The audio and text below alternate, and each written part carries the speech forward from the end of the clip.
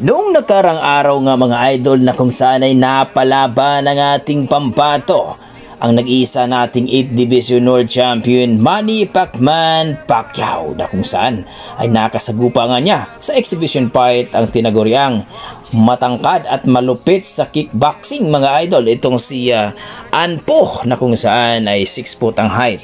Pero gawa na nga itong ating pambato na si Manny Pacquiao ay talaga namang malupit pagdating sa luna, kaya pinaglalaroan lang daw itong si Anpo na kung saan mga idol, itong si Anpo daw mga idol ay natamaan daw ito sa panga, at ngayon mga idol dislocate daw itong panga mga idol, at talagang dinala agad sa doktor para pa-check up dahil delikado daw ito. Alam naman natin mga idol na late reaction ang mangyayari sapagkat ang lakas ni Manny Pacquiao ay pambihira talaga mga idol, na kung saan kapag matamaan ka dito sigurado ka talaga na talaga naman po mga idol na sinabi ni Manny Pacquiao pinaglaruan at talagang hindi daw tinudo niya ang kanyang lakas dito sa Hapon dahil exhibition fight lang daw ito.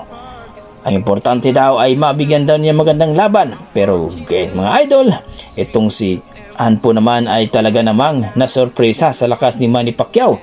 Ayon sa kanya, hindi daw niya inakala na ganun talaga kalakas si Manny Pacquiao sa edad na 45 years old, pero talagang mabilis at malakas daw ito at natatamaan daw talaga ito sa panga. Kaya mga idol, itong si Anpo ay namaalam na sa kickboxing mga idol.